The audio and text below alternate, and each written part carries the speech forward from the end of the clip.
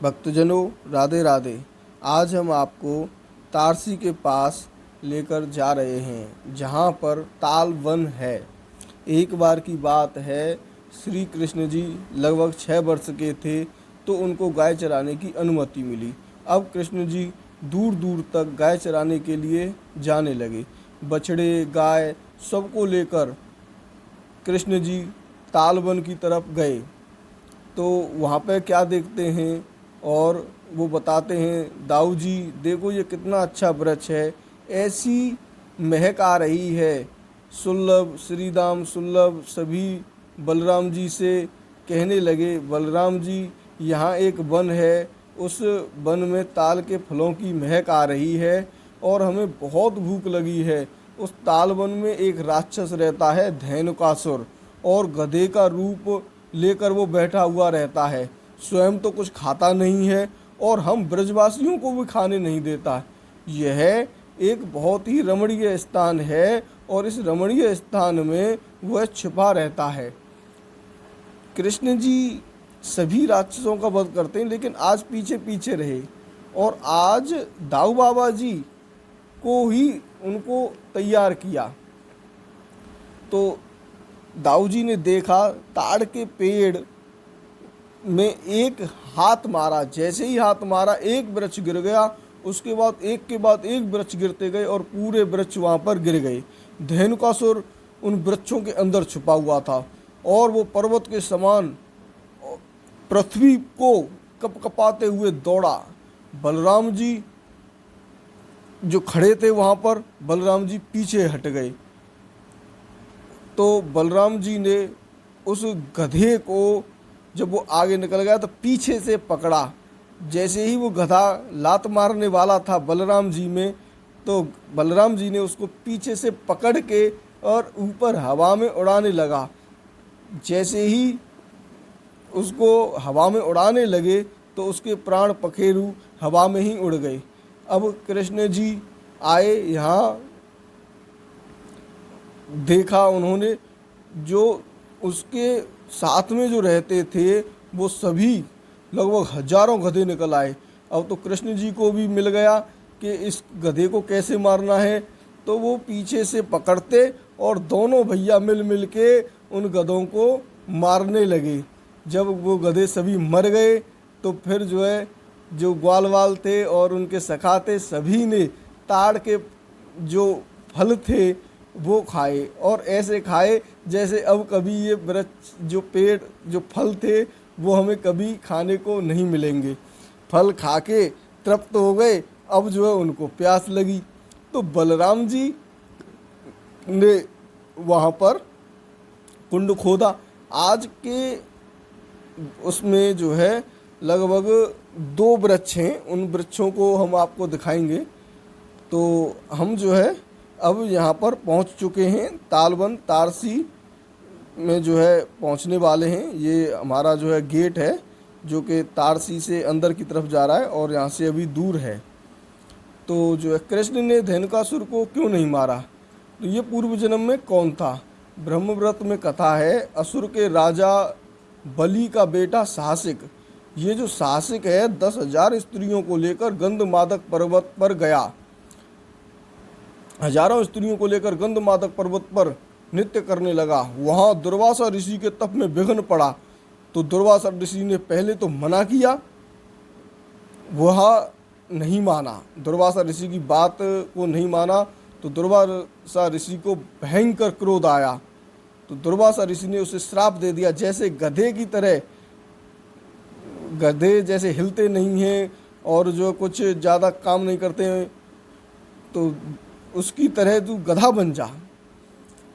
तो वो तो तुरंत गधा बन गया, और गधा बनते ही जो 10,000 स्त्रियां थीं वो वहाँ से सभी भाग गईं कि हम भी गधी बन जाएंगे। तो वो दुर्वासा ऋषि के चरणों में पड़ गया।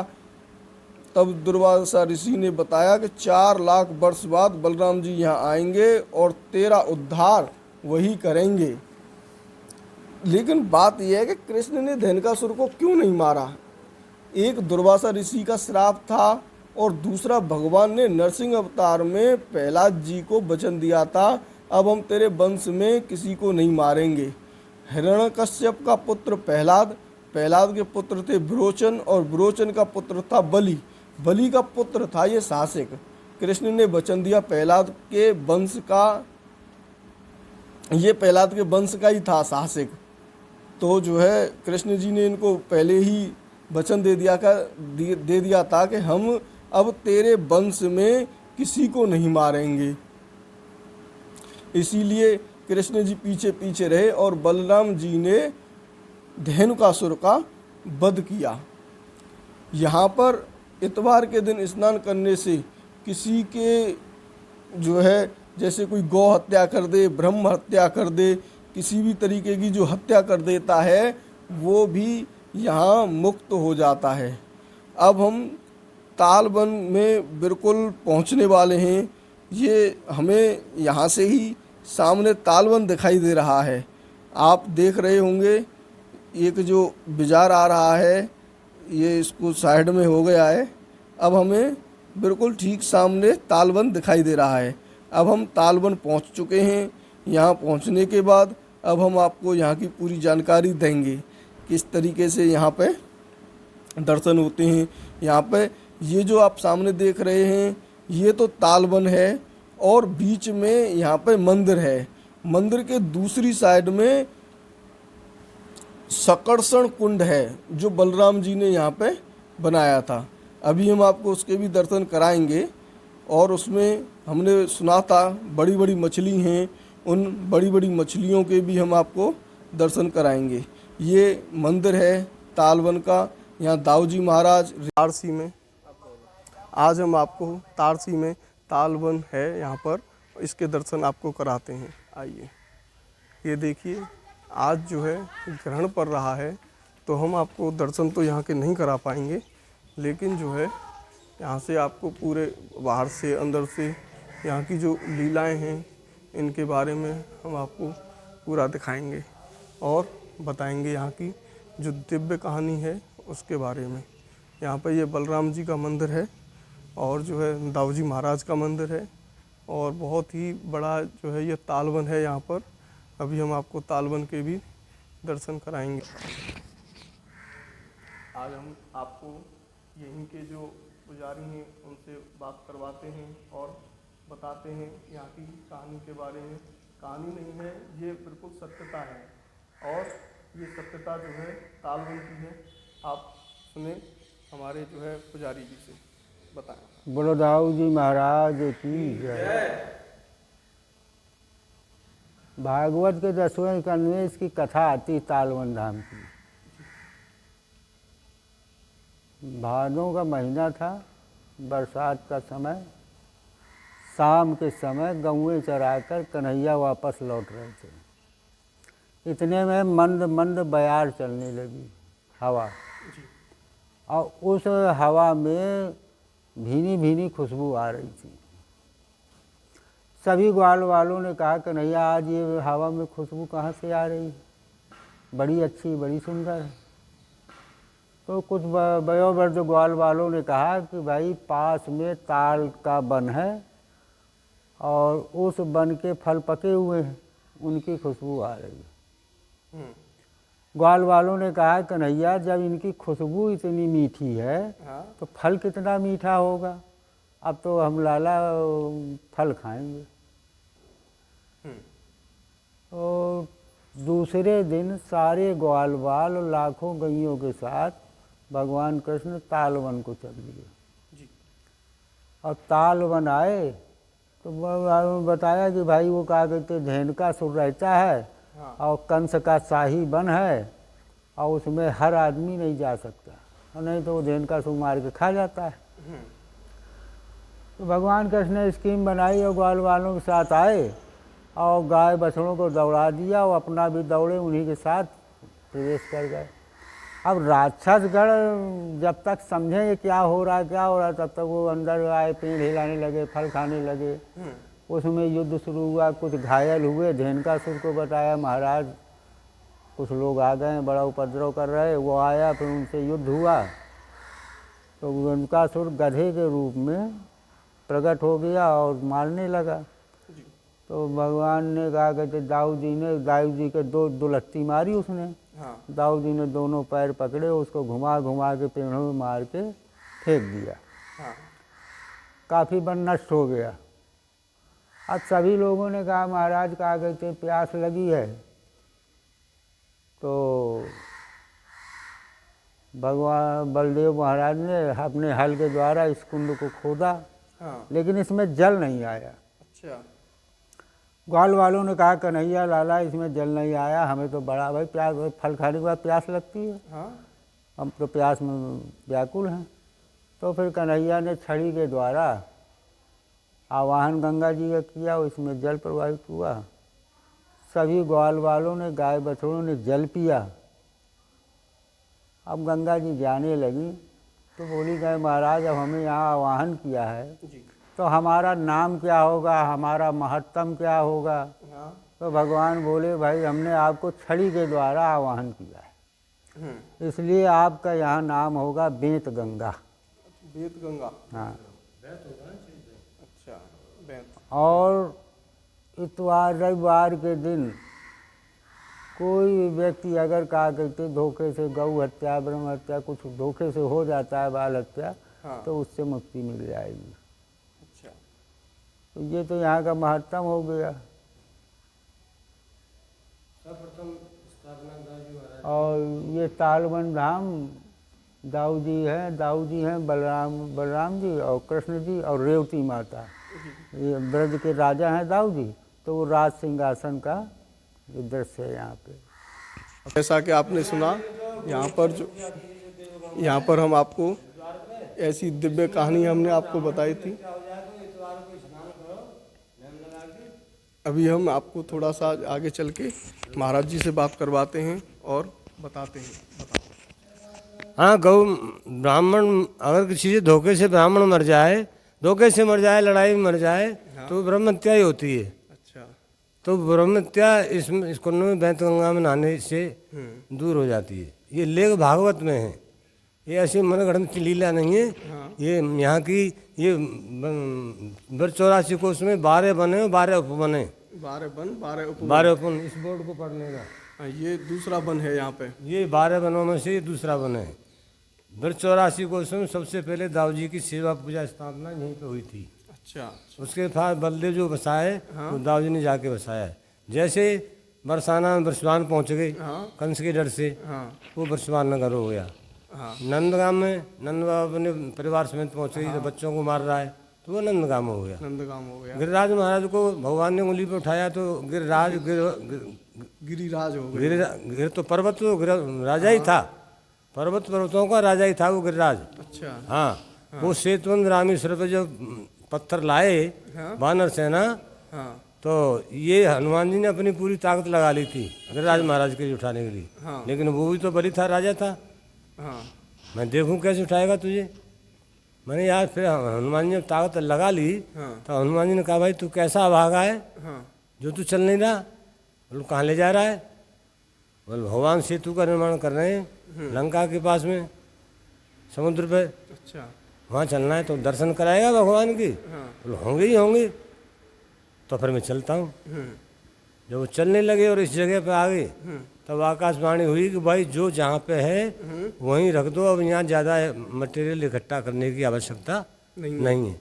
तो आप देखते होंगे कहीं 1 किलोमीटर का, कहीं 2 किलोमीटर का, कहीं 4 किलोमीटर का, कहीं आधे किलोमीटर का, ये जो जिनकी जैसी क्षमता थी उतना ही उठा के लाए।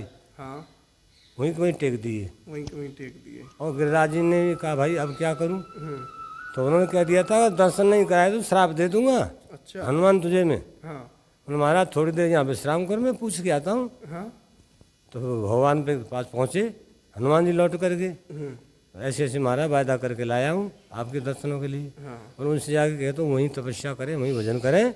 और त्रेता युग में मैं आऊँगा, द्वापर में आऊँगा हाँ। कृष्ण रूप में, फिर उनकी पूजा करवाऊँ। यहाँ उस दिन जिस दिन गोवर्धन पूजा होती है उस दिन सारे ब्रज में इंद्र की पूजा होती थी। हाँ, इंद्र की पूजा होती थी। इंद्र की पूजा होती थी। सभी ब्रज जो का है पकवान बना के इंद्र की पूजा करते थे। हाँ। जब भगवान ने कहा भाई तुम्हारा देवता का जो कहतो है, बोलता है, खाता है, पीता है, क्या क्या करता है। नहीं महाराज हम तो ऐसे ही भोग लगा के चले आते। बोले मेरा देवता तुमसे मांग मांग के खावे हो, हाँ आज तुम बा देवता छोड़ दो, मेरे देवता पूजो, हाँ मेरे देवता को पूजो। हाँ तो भगवान पहुंच गए वहाँ पे। तो वहाँ कवियों ने लिखा है, एक रूप ते पूजते हैं, एक ते रहे पुजाए, हाँ। और सहस्त्र भुजा हजारों भुजा फैला के मांग मांग के खाएं। हाँ। लाओ भैया और लाओ और लाओ। 1.25 लाख मन सामग्री को भोग लगाया हो। अच्छा, 1.25 लाख मन सामग्री कितने एरिया में होके आएगी भाई? बहुत बड़ी एरिया में होके आएगी। तो वो इसलिए 7 कोष की परिक्रमा के अंदर अंदर वो गिरिराज महाराज जी हैं। अच्छा, वो फल भी देते हैं, मनवांछित फल देते हैं। जो जैसी कामना करता है शुद्ध भावना से वो पूरा करते हैं, आज भी कर रहे हैं। दुनिया क्यों बढ़ के जा रही है वहाँ पे, भारत के कोने कोने से। आपने सुना यहाँ पे मुड़िया पूनों का एक मेला लगता है, और उस मेला जब वो लगता है तो एक ऐसी श्रृंखला बन जाती है, 21 किलोमीटर की परिक्रमा में कहीं पर भी पैर रखने की जरूरत नहीं होती है। कुछ भक्त ऐसे आ जाते हैं कि उनको तो जो है परिक्रमा लगाने की जरूरत नहीं होती है, केवल धक्का से ही परिक्रमा लग जाती है। बस एक बार जाके उस परिक्रमा में लाइन में लग जाए तो उसको परिक्रमा स्वयं जो गिरिराज जी लगवा देते हैं। तो वो जो संत हैं मुड़िया पूर्णिमा मनाते हैं, उसको गुरु पूर्णिमा भी कहते हैं। हाँ, वो गुरु पूर्णिमा भी होती है। तो जितने संत होते हैं सब मुड़े हुए होते हैं, बाल उनके सब छिले हुए होते हैं। फिर वो अपना अखाड़ा निकालते हैं और गिरिराज जी की परिक्रमा करते हैं। जैसा कि महाराज जी ने बताया कि जो संत होते हैं उनको मुड़िया पूनों का क्यों कहा जाता है। हमारे ब्रज में जो है, हमारे ब्रज में एक महान संत आए थे पहले, उनका नाम था सनातन गोस्वामी। वो सनातन गोस्वामी जो है डेली ब्रज की परिक्रमा लगाते थे, मतलब गिरिराज जी की 21 कोस की परिक्रमा लगाते थे। और उन्हीं की परिक्रमा जब लगाकर वो घर पे पहुंचते, अपने पे कुटिया पे जाते, तो गिरिराज जी जो है उनसे बहुत प्रसन्न होते। एक दिन उन पे जो है चला नहीं जाता था, उनकी उम्र हो गई पूरी के जो है अब वो कुछ कर नहीं सकते, परिक्रमा नहीं लगा सकते, तो वो फिर भी जो है परिक्रमा के लिए गए। तब गिरिराज जी ने स्वयं आके उनसे कहा कि आपको मैं जो है यहीं पर दर्शन कर दिया करूँगा, और आप जो है यहाँ पे एक मैं वहाँ से पत्थर ला के यहाँ रख दूँगा, उसी की परिक्रमा दिया करें, और आपकी जो परिक्रमा है वो पूरी मानी जाएगी। तो वो रखेंगे ना, 7 बार परिक्रमा कर लो, 7 कुर्सी हो गई। तो उस गिरिराज जी के यहाँ पर भी हम आपको दर्शन कराएंगे। यहाँ पर भी गिरिराज जी हैं। राधे राधे।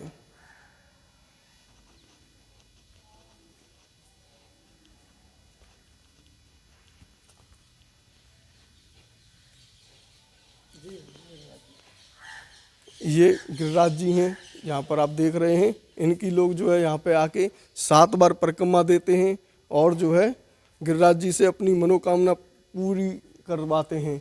यहाँ पे जो गिरिराज जी हैं वो सबकी मनोकामना पूरी करते हैं, किसी को भी जो है कभी निराश नहीं भेजते।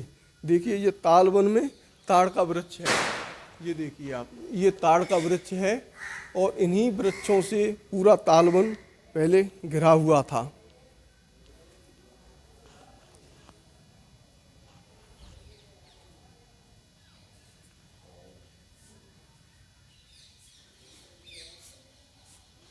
ये आप दर्शन कर रहे हैं ताल वन के। अभी हम आपको ताल कुंड के पास भी लेकर चलते हैं और ताल कुंड दिखाते हैं।